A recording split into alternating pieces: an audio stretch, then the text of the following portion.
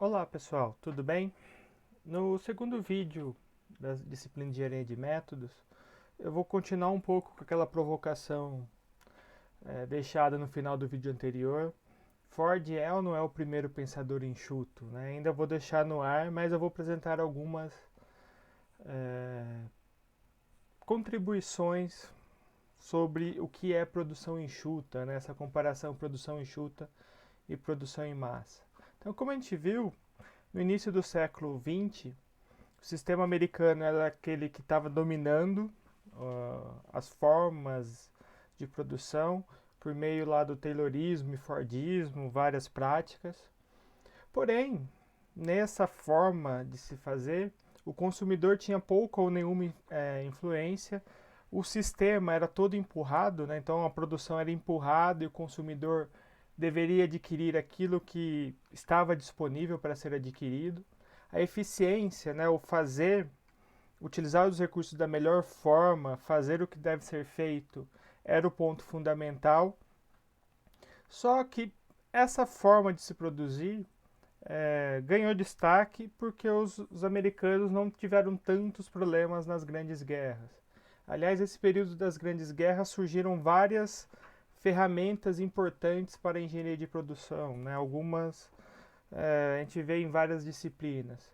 Porém, para o Japão, que foi talvez o mais devastado por causa da bomba atômica, eles lá na década de 60, tendo que se reinventar, tendo que procurar novas formas, eles, muitos deles, foram até os Estados Unidos para estudar o modelo deles de fabricação e a partir desses estudos eles começaram a implementar melhorias, né, onde se nasceu, onde teve origem o sistema japonês, o sistema Toyota, o just-in-time, a produção enxuta, que são todos sinônimos, vamos dizer assim, são formas de se pensar no nosso processo produtivo. Né? Então, buscar qualidade, buscar maior produtividade, sistemas mais flexíveis, tentar pensar em agregar valor e não custo, conforme já discutimos. E aí, o foco principal que foi implementado dentro dessa cultura é eliminar o máximo possível de desperdício ou tentar o zero desperdício, né, para tentar buscar melhorar a qualidade do produto, buscar otimizar os tempos de produção, reduzir esses tempos, reduzir os custos, uma vez que desperdício é algo que consome tempo e recurso e teoricamente não serve para nada, o consumidor não está disposto a pagar esse custo adicional. E entra aí também o principal fator, que é observar os clientes, o cliente ser parte já dessa cadeia de valores. É ele que vai puxar a minha produção, vai puxar a necessidade de eu produzir, e eu tenho que focar nele para as melhores práticas, para agregar valor, para buscar cada vez mais conquistar os meus clientes pela qualidade, pelo preço, por aquilo que o cliente enxerga de valor no meu produto.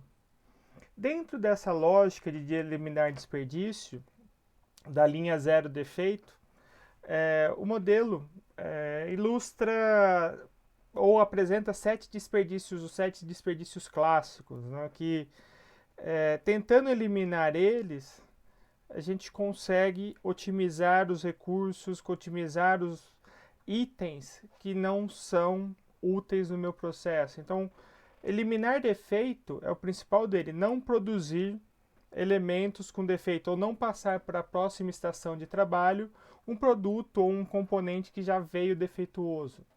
Isso evitar ao máximo também de chegar lá no cliente final. Então, uma forma já é pensar em eliminar esses defeitos. Eliminar atividades que não agregam valor ou os processos desnecessários são outras formas de otimizar o uso dos recursos. Além dos processos desnecessários, eu tenho que pensar na melhoria contínua dos meus processos, identificar itens que são desnecessários, não só o processo, mas movimentação, que seria um tipo de desperdício, o transporte dos materiais. Então, alinhar o meu processo para que flua mais informações, mais recursos, mais produtividade tentando reduzir esses itens. A espera, um outro desperdício, pode estar associada a linhas desbalanceadas, pode estar alinhado à falta de manutenção de equipamentos que faz com que a linha pare, entre outros fatores. Mais uma vez, desperdício de recurso quanto mais eu tiver tempo ocioso. E outros dois, a questão de armazenamento mal feito, mal realizado, ou o excesso de produção, consome os recursos do meu processo. E recurso parado em estoque é recurso que eu não posso investir, que eu não posso melhorar o meu processo. Então, dentro desses 7 desperdícios, todos eles, se a gente praticar em excesso, é como se a gente estivesse rasgando dinheiro da empresa e, consequentemente, impactando os nossos consumidores, os nossos clientes. Mais recente, surgiu um 8º desperdício, que envolve o intelectual dos operadores, das pessoas do meu processo. Então, cada vez mais eu preciso de enxergar o operador não simplesmente como uma máquina que vai apertar os parafusos, vai produzir meus equipamentos que eu vou vender, mas como parte do conhecimento da empresa, como valor da empresa para conseguir melhores produções. E aí, melhorar a produção, eliminar o desperdício, entra naquilo que a gente já discutiu no vídeo anterior, um pouco da produtividade, ou seja, relação do que gera de saída do meu processo sobre aquilo que entrou no meu processo. E a engenharia de métodos, o foco é justamente tentar aumentar o máximo possível. Essa é a grande corrida desses estudos de tempos e métodos.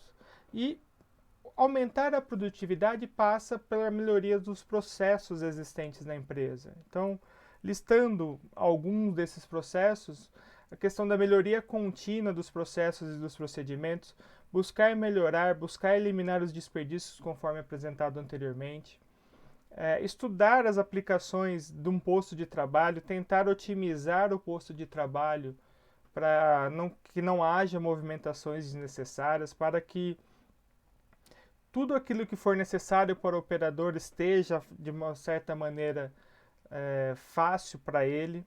A questão dos equipamentos e seus periféricos, essa concepção do processo, do sistema como um todo, cada vez melhorar e reduzir. A questão da economia dos recursos, conforme já comentado, né? Quanto mais recurso eu utilizar, mais custoso vai ser meu processo e não necessariamente esse custoso vai ser valor agregado. A questão humana deve ser pensada, a fadiga do operador, o esforço humano para realizar a operação. Isso tudo vai impactar, então eu preciso levar essas considerações, essas tolerâncias no tempo do processo produtivo de processos mais desgastantes. A questão de higiene e segurança do trabalho também é outro fator importante.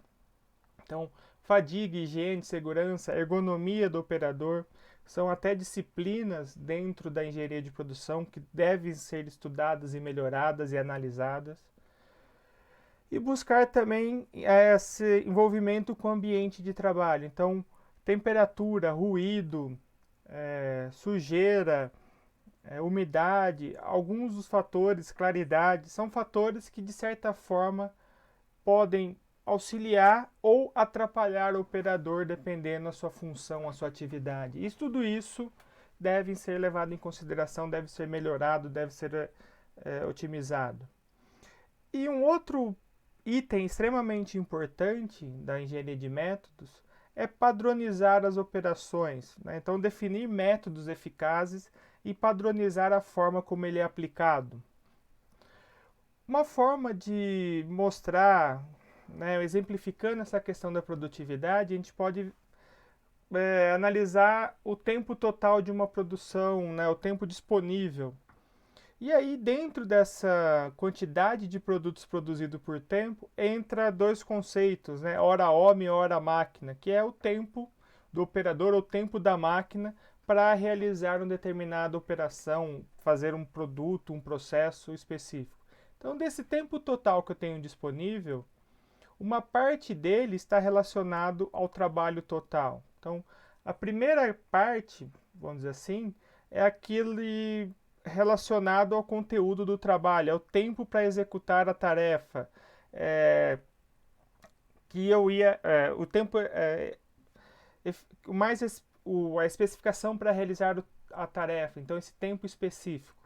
Porém, esse tempo de trabalho eu posso ter algumas coisas, uns tempos adicionais com paradas programadas, seja por um defeito na concepção da minha linha de montagem, seja especificação do produto que gera tempos de setup, tempos de preparação de máquina, de ferramentas. Então, tudo isso, essas paradas planejadas, de certa forma, impacta do meu trabalho. É necessário eu trocar o setup da máquina para poder produzir. E um terceiro tempo de trabalho, esse é usar métodos de planejamento de forma errada, aí talvez um problema bastante de engenharia de produção, evitar que isso aconteça, que é linhas desbalanceadas, planejamentos de produção, né, o PCP, ele emitir ordens de forma equivocada, que geram problemas, né, no meu processo. Então é tempo adicional, mas está lá contando como trabalho total do meu processo. E na parte de baixo, eu tenho o tempo improdutivo, ou seja, aquele que é desperdiçado mesmo. O A, B e C são itens planejados. O D e o E, né, dos dois tempos improdutivos, são não planejados, que aí gera problemas de produtividade. Então, um tempo improdutivo devido a problemas da direção, né, falhas de não planejamento correto, paradas não programadas como manutenções corretivas, se eu não tenho um processo de manutenção implementado, toda vez que uma máquina quebrar, seja por falta de manutenção, seja por algum outro motivo, vai gerar um tempo de parada que, consequentemente, eu não vou ficar improdutivo, eu vou ficar improdutivo. Pode ser também falha na programação de recebimento de mercadorias, de matéria-prima, e isso tudo vai impactar, é um tempo improdutivo que a máquina vai estar lá parada, o operador estará parado. E tem também o tempo improdutivo do trabalhador. Este seria relacionado a questões de diminuição de ritmo por algum motivo, seja uma forma de protestar, seja uma forma de fadiga mesmo, que não foi tão bem elaborado o tempo, seja algum problema pessoal.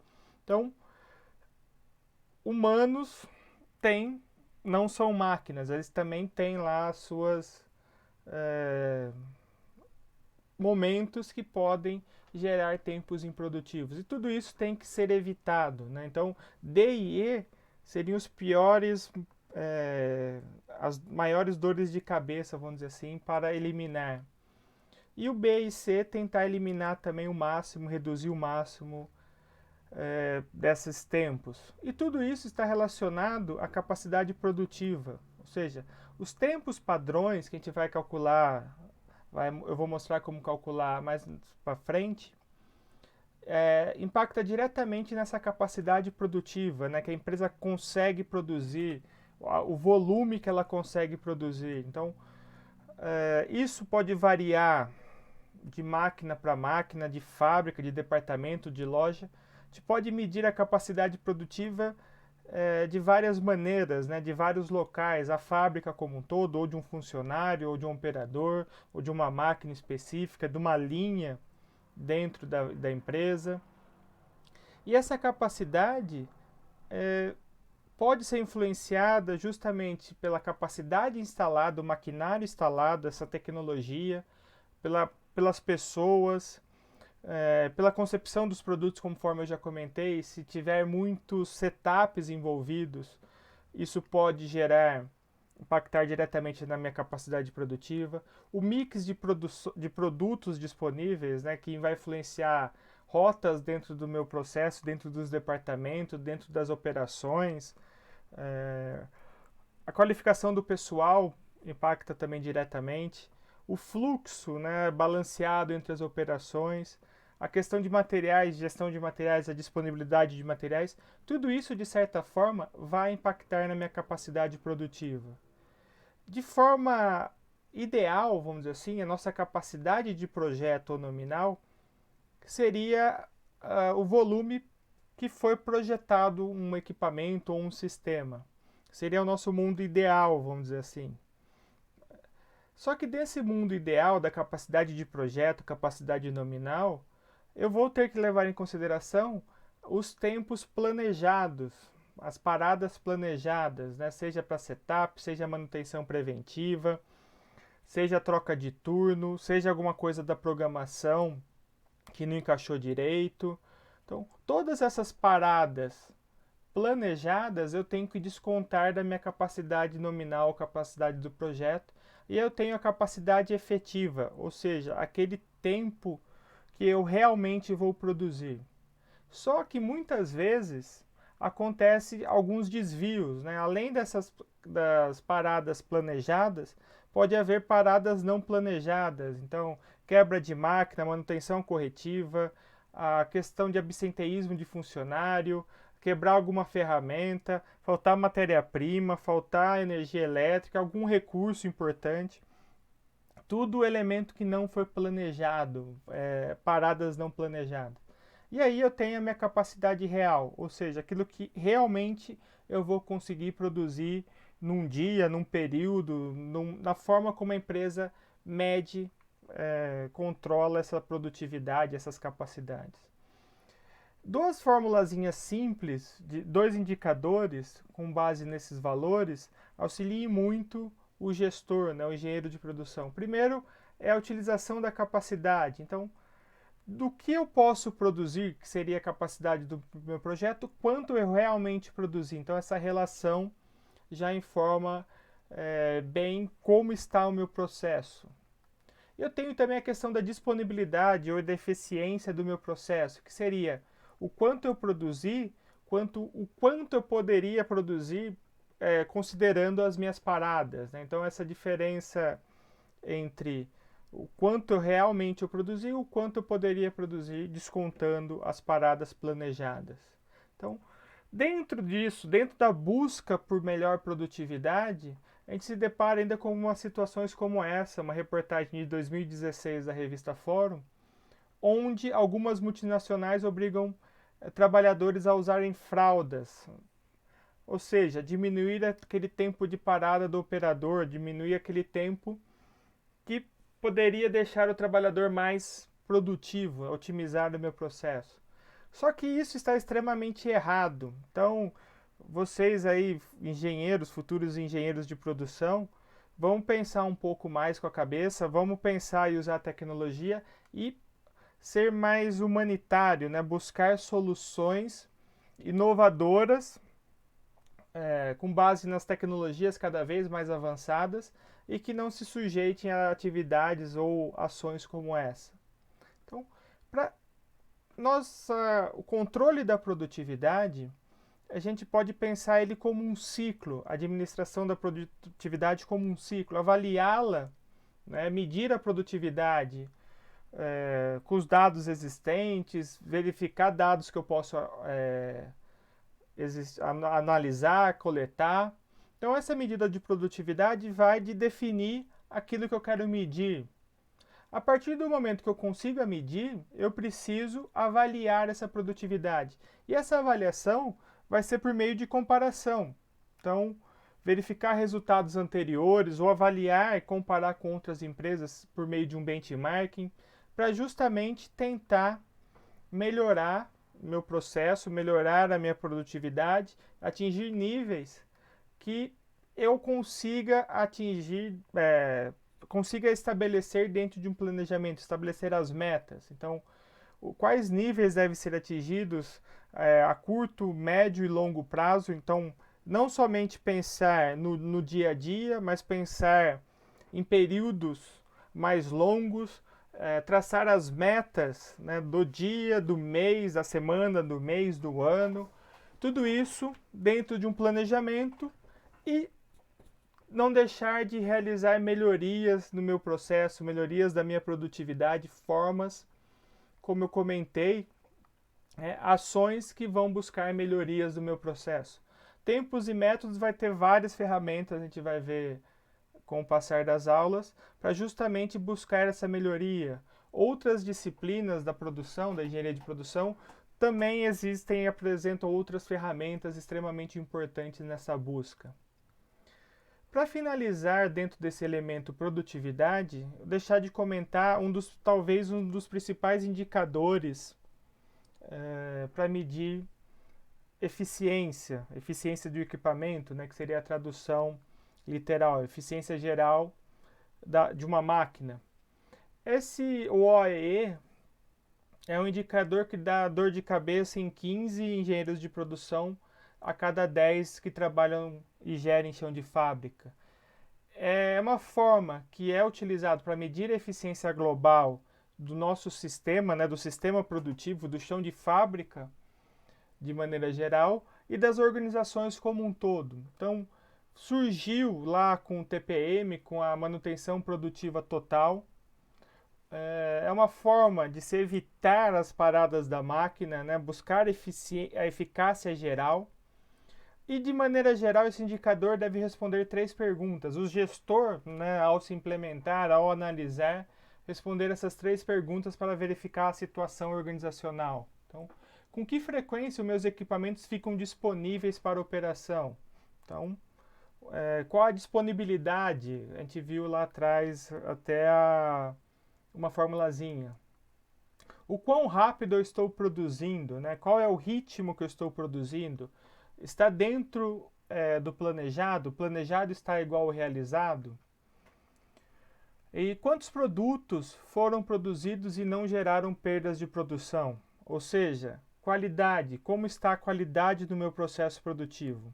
Então, essas 3 perguntas, na verdade, são 3 indicadores do cálculo do OEE, que, na verdade, é a multiplicação desses 3 indicadores.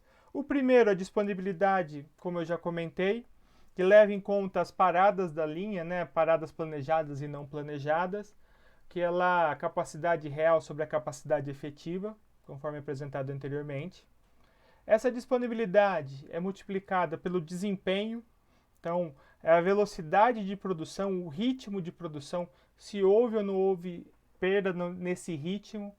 Então, a produção real sobre a produção teórica, o quanto eu poderia produzir e o quanto eu produzi. E um último seria a questão, o indicador de qualidade. Então, quantas peças eu produzi, qual foi o total de peças produzidas e desse total, quantas peças foram boas, foram que dentro dos padrões estabelecidos pela empresa e aceitáveis. Então, eu vou fazer a relação dos produtos bons que foram produzidos sobre o total produzido. E a multiplicação desses 3 indicadores levam lá o meu valor do OEE de um período, de um turno, de uma semana, e aí a empresa pode aplicar de várias maneiras. Para ilustrar a aplicação desse OEE, do cálculo do OEE, imagina lá uma produtora de embalagens, uma empresa genérica, que trabalha com 3 turnos, tem 3 turnos de produção. Então, a sua capacidade total produtiva seria de 24 horas. Porém, já tem uma parada planejada de 1 hora dentro de cada um desses turnos, relacionado a parada para alongamento dos funcionários, para descanso, para refeição, para alguns ajustes de setup. Então, é planejado 1 hora por dia. Então, minha capacidade efetiva diminui 3 horas, dando 21 horas de capacidade efetiva. Porém, nesse dia foi medido lá 2 horas de paradas não planejadas. Um equipamento quebrou, algum problema lá gerou 2 horas de paradas não planejadas. Então, a minha capacidade real foi de 19 horas. Então, com essas 3 informações, eu calculo a minha disponibilidade. Então, capacidade real sobre a minha capacidade efetiva, 19 sobre 21, vai dar lá que a minha disponibilidade foi de 90,4%, né? 90,48%. Aparentemente, a disponibilidade foi relativamente boa. Porém, dentro das informações era esperado que fosse produzido 100 peças a cada hora. Só que foi produzido somente 75 peças por hora. Então o nosso desempenho, houve aí uma perda de ritmo, às vezes influenciado pela parada, às vezes influenciado por algum fator. Só que o meu desempenho nesse dia foi lá de 75%. Aí já começa, né, um valor perigoso, vamos dizer assim. E por fim, a qualidade. Foram produzidas nesse dia 1.425 peças, ou seja, eu produzi durante 19 horas 75 peças por hora, que vai dar lá as 1.425. Porém, dessas 1.425, 50 peças foram refugadas e 150 foram retrabalhadas, ou seja, estavam fora do padrão. E aí, minha qualidade eu meço lá as 1.225, ou seja, total produzido menos o que deu problema, que vai dar os 1.225, sobre 1.425, então minha qualidade foi de quase 86%. Também um número relativamente aceitável. Porém, quando eu vou fazer o cálculo do EE, a multiplicação de porcentagens, a gente chega num valor extremamente preocupante, 58%. O engenheiro de produção nesse dia não deve ter tido um dia muito bom para esse indicador. Deve ter gerado vários problemas a ele, né? E aí a empresa tem que verificar. E aí, para finalizar, eu deixo mais um questionamento. O que você faria no lugar dele se você tivesse um OEE de 58%? O que você implementaria? Quais seriam as melhorias? O que você buscaria fazer para tentar elevar pelo menos para 80%, sendo que essa é a meta diária da empresa? Então, a meta ainda não está tão alta, vocês vão ver que tem empresas que trabalham com metas maiores, mas aí vai, mais uma vez, de empresa para empresa. E aí, o que vocês fariam? Espero as respostas de vocês aqui no comentário. Os alunos da disciplina acompanhem lá pelo nosso ambiente virtual e participem desse fórum, participem respondendo esta pergunta. Espero que todos tenham entendido. Qualquer dúvida, comentário, é só deixar aí abaixo ou só me procurar. Um abraço a todos, até a próxima.